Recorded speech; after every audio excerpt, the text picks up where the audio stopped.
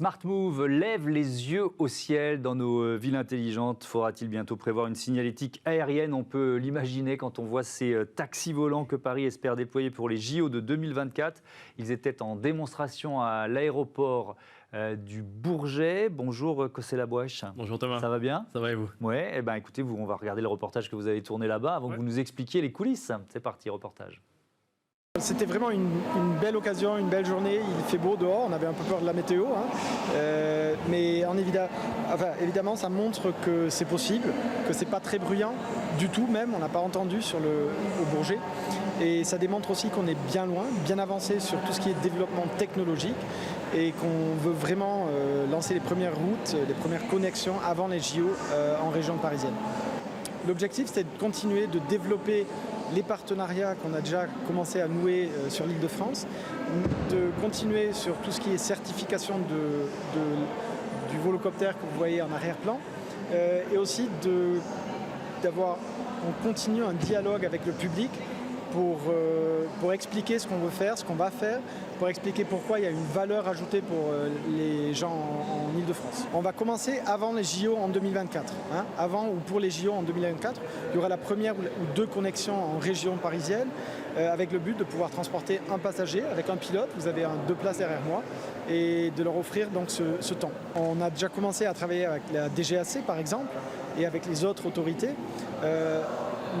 Un des buts, bien évidemment, dans les années qui suivent, c'est d'avoir une certification pour l'aéronef, le Volocity. Ça, c'est un track. Le deuxième, c'est de travailler avec les autorités en région parisienne, avec le gouvernement aussi, la mairie de Paris ou alors la préfecture d'Île-de-France, pour permettre des vols au quotidien. Et en termes d'infrastructure, une ville aussi dense que Paris, comment ça va se passer à ce niveau-là?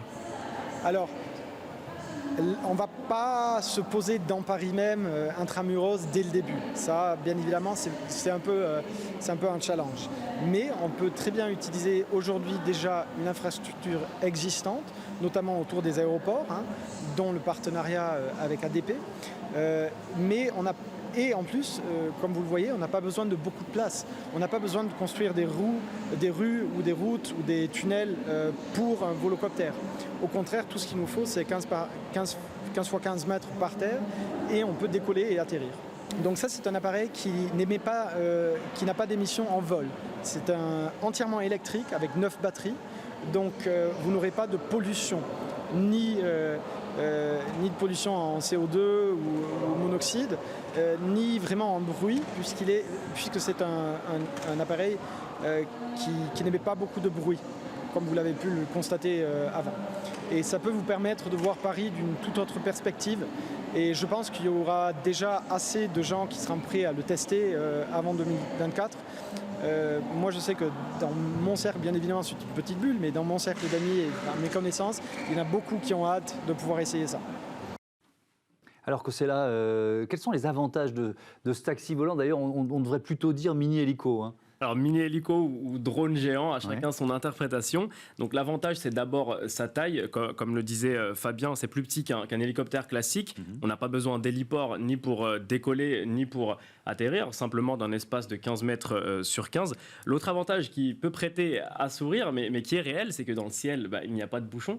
Donc, on vole littéralement, on fait des trajets littéralement à vol d'oiseau. Et à Paris, on sait que c'est très important.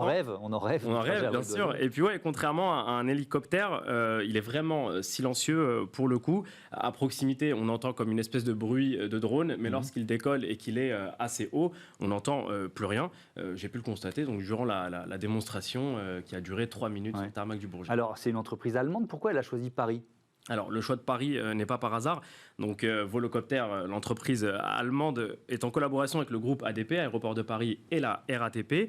Donc, avec comme objectif d'être totalement opérationnel d'ici 2024 pour les JO de Paris. Donc, en discutant avec Fabien Nestmann, qu'on entend dans le reportage, j'ai bien compris que là, l'enjeu principal, c'est de faire un maximum de partenariats. C'est pour faciliter la mise en place du Volocity, parce qu'on anticipe déjà le futur.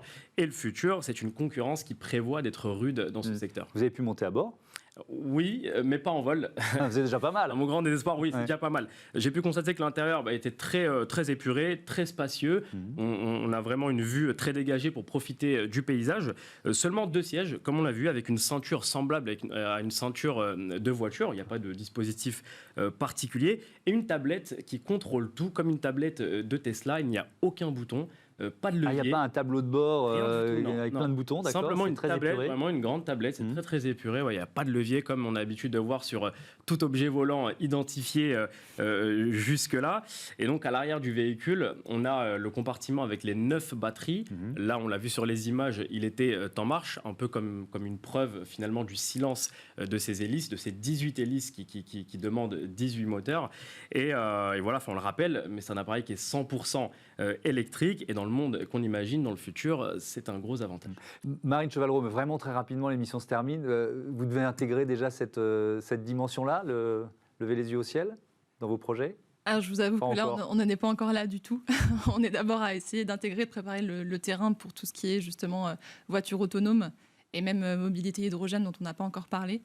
Mais non, je pense que ça, c'est plutôt pour des plus grosses villes et des capitales, effectivement. Eh ben, merci beaucoup, merci à tous, merci Cosella d'être Merci. venu présenter ce témoignage et ces taxis volants, drones, mini hélico, appelez ça comme vous voulez. Voilà, c'est la fin de ce Smart Future. La semaine prochaine, moi je serai pas là parce que je serai en train d'essayer de, je sais pas, monter, redescendre, bref, du Mont Blanc pour l'association dont je suis le parrain, les pupilles orphelins des sapeurs-pompiers de France. Pensez à mes mollets, ils vont souffrir. Salut à tous, vous pouvez revenir en juin 2021.